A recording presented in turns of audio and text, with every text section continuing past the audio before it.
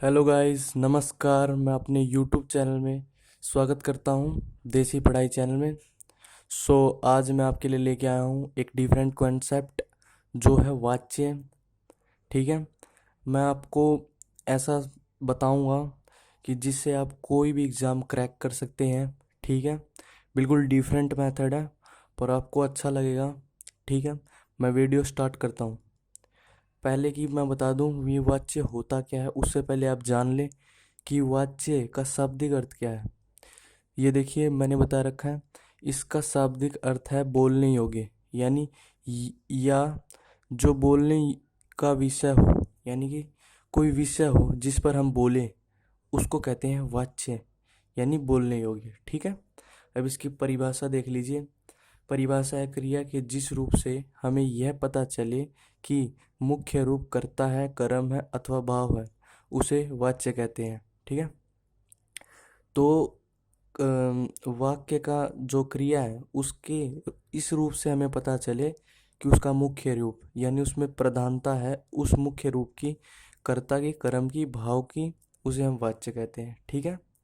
आपको परिभाषा आ गई होगी समझ में। अब मैं उदाहरण दे देता हूँ। मैंने ये उदाहरण भी दे रखे हैं कि सिंपल है। सीता नाच रही है। सीता नाच रही है, ये कर्तरी वाच्य होगा। ठीक है। ये सिंपल है बिल्कुल। और सचिन द्वारा बॉल को हिट मारी जा रही है। ठीक है। सचिन द्वारा बॉल को हिट मारी जा रही है, ये कर्म वाच्य होगा क्योंकि इसमें कर्म है। ठीक है। आपसे खाया नहीं जा रहा। आपसे खाया नहीं जा रहा, क्या नहीं खाया जा रहा, वो नहीं है तो भाववाच्य है। ठीक है। ऐसे मैंने सिपाही घूम रहा है, वो भी मैंने एक एग्जांपल दे रखा है, ये भी एक कर्तरी वाच्य का। ठीक है। अब मैं आपको बता दूं जो वाच्य हैं वो तीन प्रकार के होते हैं। ठीक है। ये देखिए, मैंने बता रखा है वाच्य तीन प्रकार के होते हैं। और वो कौन से होते हैं? एक कर्तरी होता है, कर्तरी, कर्म और भाव। ठीक है। अब हम पहले कर्तरी को पढ़ेंगे, कर्तरी क्या होता है। ठीक है। देखिए, कर्तृवाच्य होता क्या है। पहले मैं इसकी परिभाषा बता देता हूँ, उसके बाद कुछ महत्वपूर्ण बातें, फिर कुछ उदाहरण। ठीक है।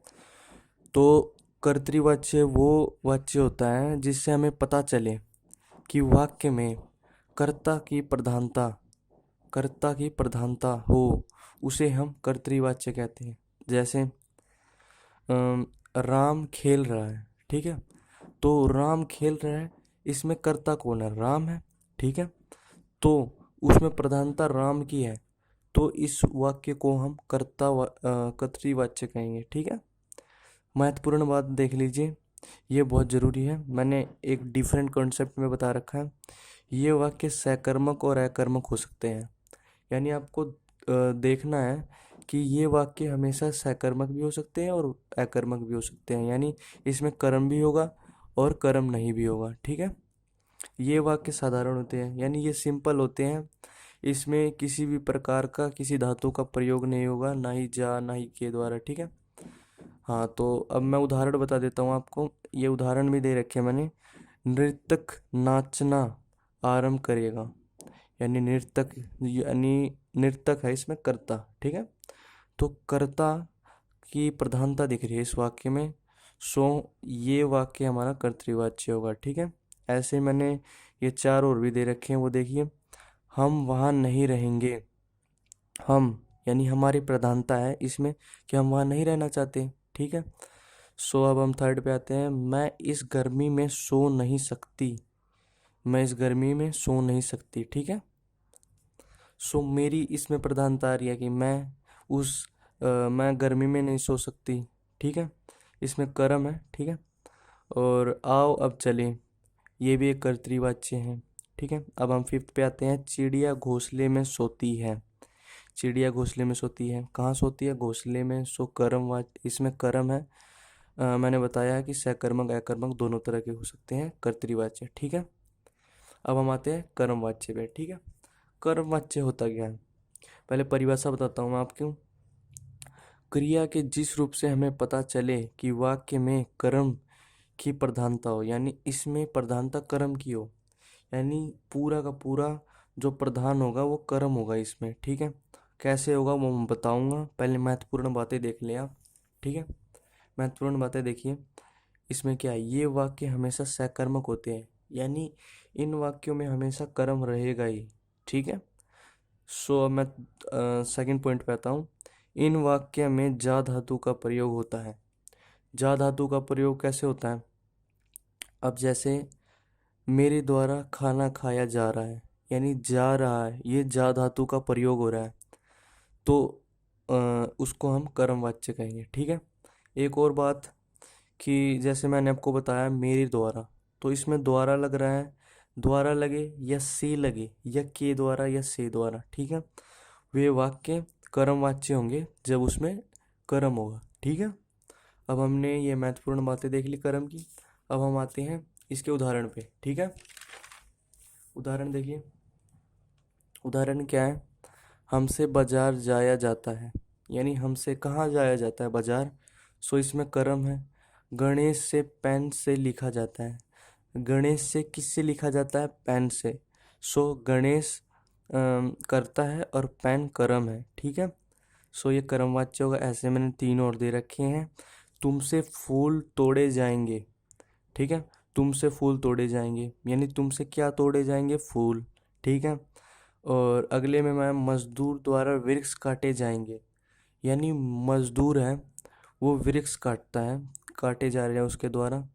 सो इसमें वृक्ष कर्म है और मजदूर करता है। बच्चे के द्वारा दान में क्रिकेट खेला जा रहा है। बच्चे यानी बच्चे करता हो गए। ठीक है। और मैदान मैदान में, मैदान स्थान है और क्या खेला जा रहा है? क्रिकेट। ठीक है। तो इसमें हमारा कर्म क्रिकेट होगा। ठीक है। ऐसे आप जान सकते हैं कि कौन सा कर्म है, कर्तरी कौन सा है। ठीक है। अब भाववाच्य देखिए, क्रिया के जिस रूप से, पहले मैं परिभाषा मैंने बता दी है। ठीक है। तो मैंने स्टार्ट करता हूँ। ठीक है, सॉरी। क्रिया के जिस रूप से हमें पता चले कि वाक्य में भाव की प्रधानता हो। ठीक है। भाव की यानी कैसे, वो बताता हूँ मैं, रुको। पहले महत्वपूर्ण बातें देख लो इसमें। ये जो वाक्य होंगे, ये अन्य पुरुष पुल्लिंग एक वचन होंगे। ठीक है। मतलब कहने का मतलब कि अन्य पुरुष पुल्लिंग एक वचन होंगे। ऐसा नहीं कि इसमें बहुवचन नहीं आएंगे, पर ये वाक्य अन्य पुरुष पुल्लिंग एक वचन होंगे। ठीक है। आगे बात समझ में। अब हम आते हैं सेकंड पॉइंट पे। इन वाक्यों में भी जा धातु का प्रयोग होगा, जैसे कि कर्म वाच्य में था, ऐसे इसमें भी होगा। ठीक है। सो अब थर्ड पॉइंट पे भी वही बात है कि के द्वारा से और द्वारा सब लगेगा इसमें भी, भाववाच्य में भी। ठीक है। उदाहरण देख लो, अब आपको पता लगे क्यों भाववाच्य होता है। ये उदाहरण देख लो एक बार। उदाहरण है, दिन भर कैसे भूखा रहा जाएगा, यानी इसमें भाव का प्रकट हो रहा है कि भूखा कैसे रहा जाएगा। हाँ, कोई भाव का, किसी अवस्था का, किसी अ, किसी वाणी का, किसी भी चीज का बोध होता है, यानी अभी इसमें भूखा आ रहा है। ठीक है। तो इसमें भाव का प्रकट हो रहा है, तो हम इसको भाववाच्य कहेंगे। ठीक है। सेकंड एग्जाम्पल है, श्याम से जागा जाता है, यानी श्याम से जागा जाता है, ये भी भाव होगा क्योंकि इसमें जा आ रहा है, से आ रहा है, और जागा जाता है, इसमें कर्म है ही नहीं। ठीक है। सो ये भाववाच्य होगा। ठीक है। स्क्रीनशॉट भी ले सकते हैं आप। ठीक है। कंप्लीट बता रहा हूँ मैं बिल्कुल अच्छे से कॉन्सेप्ट से।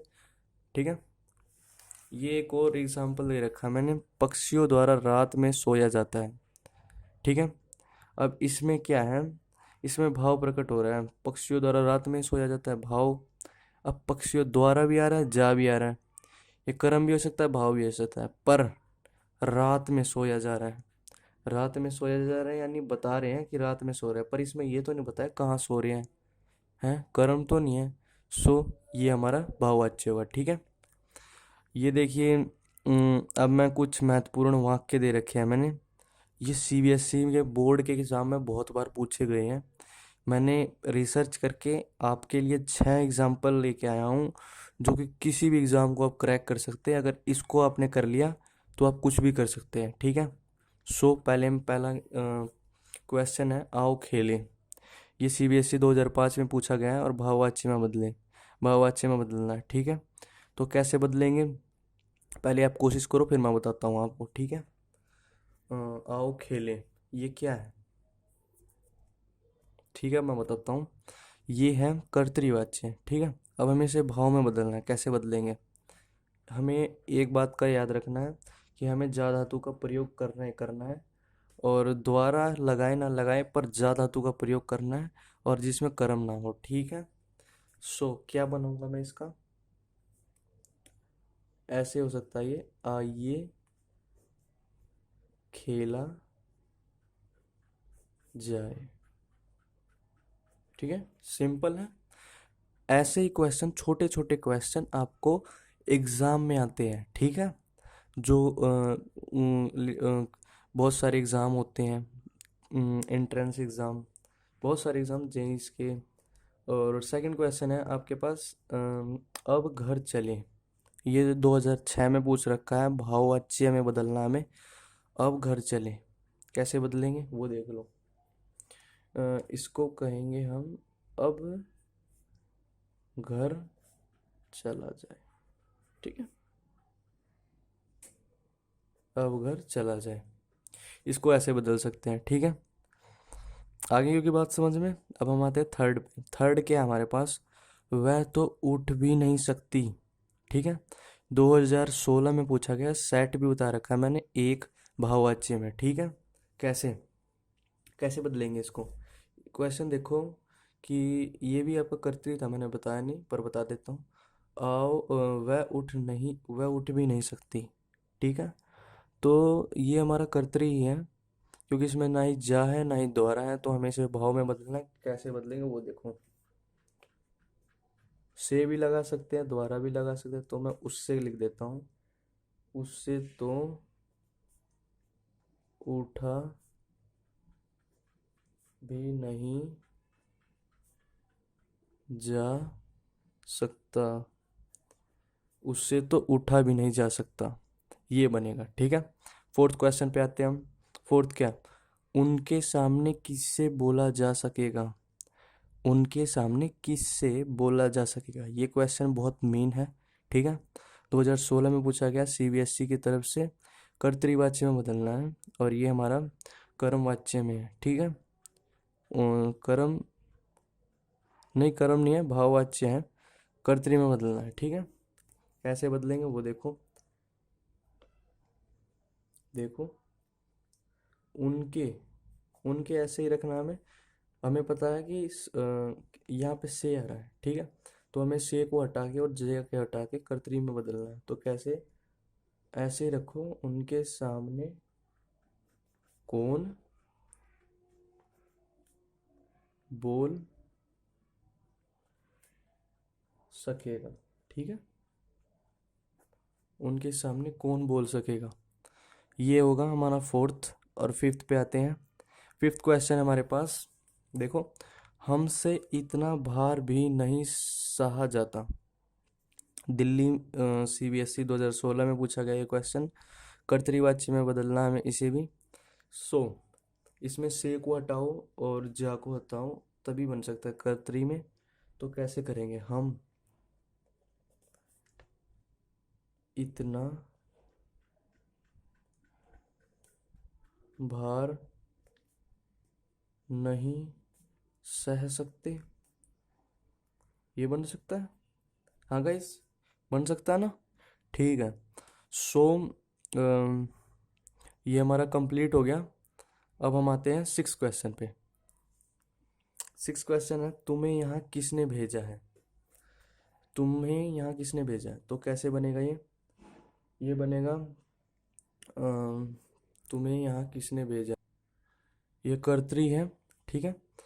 सो कर्तृवाच्य से हमें कर्म में बदलना है। तो देखो, तुम यहाँ किसके द्वारा भेजे गए हो, ठीक है।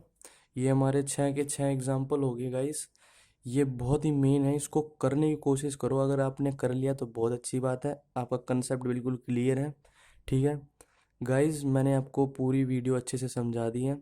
सो वीडियो को लाइक करो, सब्सक्राइब करो, चैनल को शेयर करो, कमेंट करो, ठीक है गाइस। नोटिफिकेशन भी ऑन कर लो, बेल आइकन ऑन कर लो। Thank you, thanks a lot.